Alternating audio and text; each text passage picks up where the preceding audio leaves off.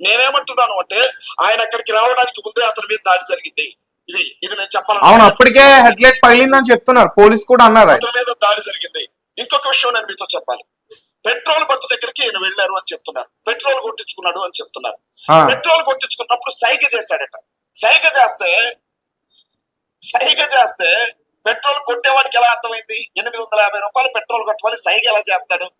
పోనీ అక్కడ కూడా మాస్క్ తీయలేదు ఆయన, ముఖం చూడలేదా? నేనేమంటానంటే ప్రతి చోట మాస్క్, ప్రతి చోట హెల్మెట్. ప్రవీణ్ పగడాలనా లేకపోతే డూప్లికేట్ ప్రవీణ్ పగడాలని ఎవరైనా ప్రణాళికాబద్ధంగా జర్నీ చేయించాడా ఈ టైం అంతా? ఎందుకంటే 15 గంటల సీసీటీవీ ఫుటేజ్ లో ఒక్కసారి కూడా ఆయన ముఖాన్ని చూపించలేదు. పక్కన మనం వస్తాం. ఇది రెండో విషయం తేజ. ఇక మూడో విషయం మీతో చెప్తాను. రోడ్డు మీద బండి యాక్సిడెంట్ జరిగింది. పోలీసులు అన్నదే నిజం అనుకుందాం, యాక్సిడెంట్ జరిగింది.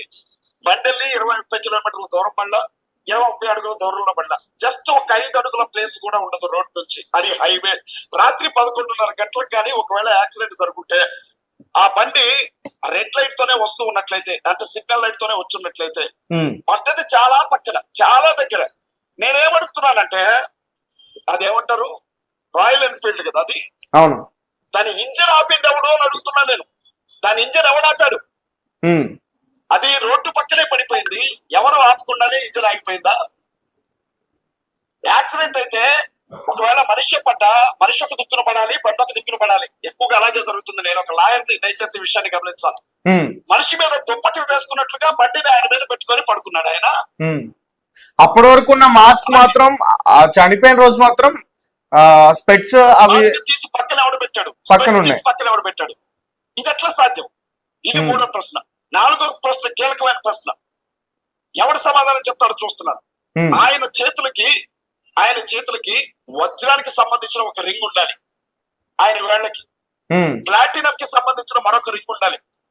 వజ్రానికి సంబంధించినటువంటి ఉంగరం, ప్లాటినం కి సంబంధించిన ఉంగరం ఎంత కాస్ట్ ఉంటాయో చూడండి. కానీ యాక్సిడెంట్ జరిగిన ఆ యాక్సిడెంట్ అంటున్నారు కదా, చనిపోయినటువంటి ఆ స్థలంలో ఆయన చేతికి ఆ 2 ఉంగరాలు లేవు. ఎవడు తీసుకెళ్లాడు? ఎవడు చూడకపోతే ఎవడు తీసుకుని వెళ్ళాడో దానికి సమాధానం కావాలి మాకు. ఇంకొక విషయం, పోలీసులు జరిగినటువంటి విషయం గురించి మాట్లాడేటప్పుడు ఎస్ఐ గారు ఉదయం పూట మా ఎస్ఐ గారు వాకింగ్ చేస్తా ఉంటే 8-8:30 టైంకి ఎవరో చెప్పారండి అక్కడ ఒక మనిషి చనిపోయి ఉన్నాడు అని ఎస్పీ గారు చెప్తే, ఐజీ గారు ఏమన్నారు? 101 కి ఎవరో కాల్ చేశారండి, అలా మాకు రిపోర్ట్ వచ్చింది అని అన్నారు. ఎస్పీ చెప్పింది నిజమా? ఐజీ చెప్పింది నిజమా? ఏది నిజం చెప్పి నేను అడుగుతా ఉన్నా. ఎస్ఐ గారికి ఎవరైనా మనిషి చెప్పారా? 101 కో 100 కో ఎవరైనా డైల్ చేసి చెప్పారా? పోలీసులు ఇచ్చిన ఒక్క చిన్న విషయంలోనే 2 రకాల సమాధానాలు చెప్పారు. ఇందులో ఏది నిజం అనుకోవాలి. ఇంకొక విషయం చెప్తున్నా, జరిగినటువంటి మొత్తం ఈ ప్రైమా బేస్ చూసినప్పుడు ఈ 15 గంటల ఫుటేజ్ లో ఎక్కడ ఆయన ముఖాన్ని చూపించలా. అవును, ఎక్కడకు ఆయన ముఖాన్ని చూపించలా. మా అనుమానం ఏంటంటే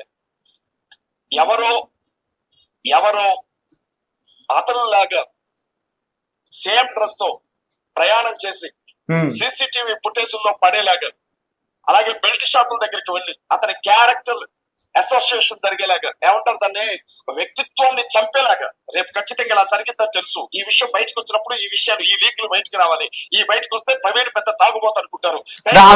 హంతకులు బయటకు రాకుండా మేనేజ్ చేయడానికి ఈ రకంగా ప్లాన్ చేశారని చెప్తారా? చేశారు, అదే నేను చెప్తున్నా. కాబట్టి పోలీసు వ్యవస్థ మీద మాకు నమ్మకం లేదు. పోలీసు వ్యవస్థ వాళ్ళు ఇవ్వకుండా నాకు తెలియకడుగుతారు. మీకు సీసీటీవీ ఫుటేజ్ ఇచ్చింది ఎవడు? సీసీటీవీ ఫుటేజ్ ఎవడిచ్చాడు? ఒకవేళ ప్రైవేట్ గా సీసీటీవీ ఫుటేజ్ వచ్చుంటే మీ మీడియా ఛానల్ మొత్తం కూడా పోలీసులు రౌండ్ చేస్తుండేవాళ్ళు.